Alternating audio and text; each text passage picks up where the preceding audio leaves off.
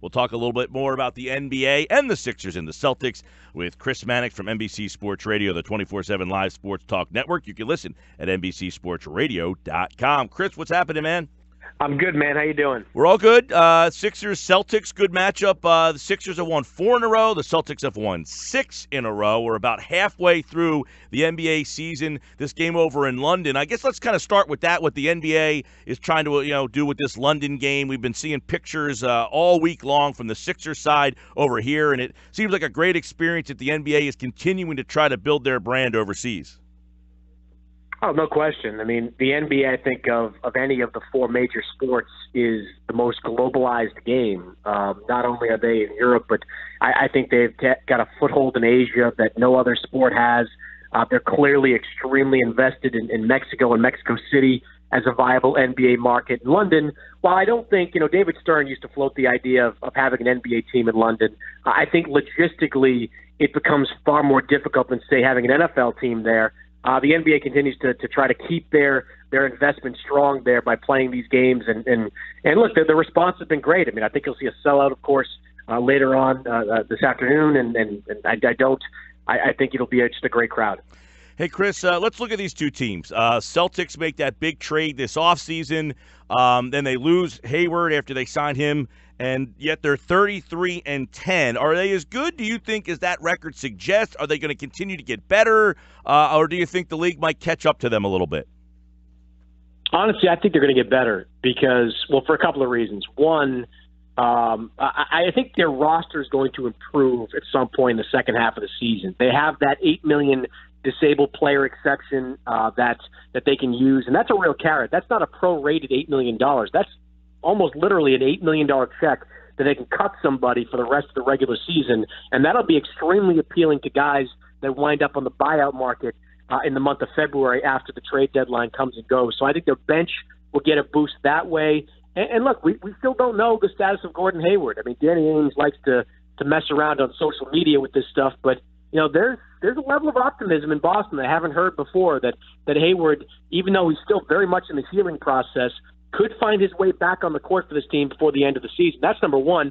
Number two, the schedule gets a lot easier for them. I mean, the Celtics built their schedule in the first half of the year in response to how they wanted to deal with this London trip. I mean, they played the most games of anybody up until like a couple of days ago because they wanted to have 4 days before this London game and 4 days after to take it off. Now they get a necessary breather. They've got the All-Star break. How that's going to help is with these younger guys that might hit the wall. A guy like Jason Tatum, who's been huge for them. He now gets a little more breathing room with the schedule to rest a little bit more and not be burnt out. So I think the Celtics have a real chance to not only maintain this pace, but maybe improve on it in the second half. All right, Chris Mannix, NBC Sports Radio, covers the NBA. Chris, on the flip side, you got the Sixers who have won 4 in a row. They had that terrible stretch in December where, I mean, people wanted the coach fired. I mean, it's this is enough. But they're 19-19. The number 1 overall pick hasn't really contributed at all.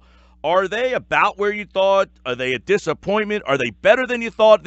Locally, they are still such a polarizing discussion.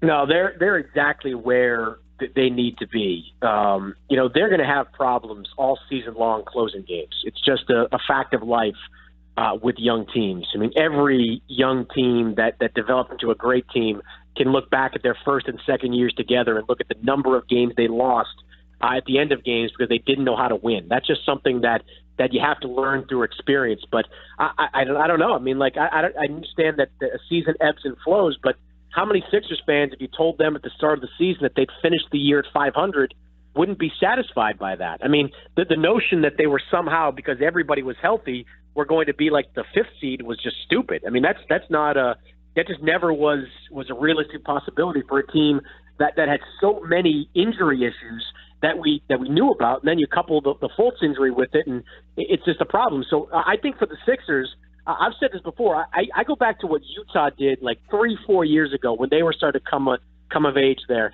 You want to finish the season on a hot streak. You want to be like what the Jazz were in the second half of that season 3-4 years ago, where they were one of the best teams in basketball in the month of March. If they can do that, that's going to be big for Philadelphia. Well, Chris, I don't know who made their schedule, but it was brutal so far. The month of January is no fun, but February and March, they should be one of those teams that closes out on a pretty strong note, kind of like you're saying here, because their schedule's been brutal so far, and it's only getting tougher. They play Boston today, Toronto again on Martin Luther King, then Boston again. I mean, San Antonio on the road. Yeah. It's been a brutal start to them for them to be where they are. And, most teams that take the number 1 overall pick, if he doesn't play, they're back in position to get the number 1 overall pick. To be 500 without that level of player, it's confusing to me that people are still very critical of this team here locally. That's the thing that really surprises me.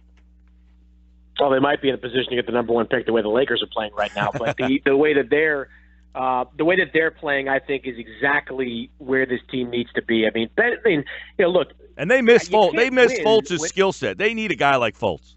They do. But I mean, they're winning with Ben Simmons having no game outside of 8 feet. They're winning with Joel Embiid, battling nicks and bumps along the way. They're winning without, as you said, Markelle Fultz. I mean, to be a 500 team at this stage of their development is a major win. It just is. And, look, we can have this conversation this time next year. I think this time next year, with everybody having a year under their belt and the chemistry being developed, next year's the year you'd like to see that team make a run like the Timberwolves are doing right now. Yeah. You're in the mix for that 4 or 5 seed. But this year, getting to 500, being in the playoff mix, maybe even making the playoffs, that, to me, is a ceiling for this team. Agreed. Chris Mannix, NBC Sports, and you wrote a column about Lonzo Ball and whether he is worth the headaches. I mean, there's tons of headaches that come. He was the number 2 pick of the draft, which means somebody thought he was talented enough to potentially bring those headaches on. So is the juice worth the squeeze in L.A.?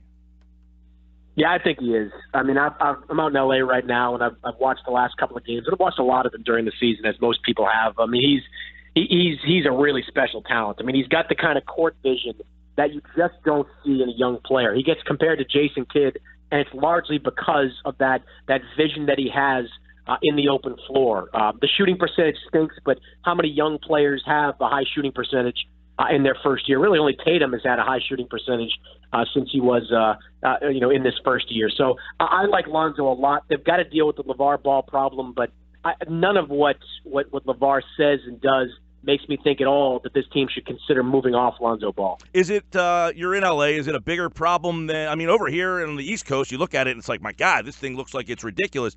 But is it made to be bigger than it really is, the LeVar Ball problem?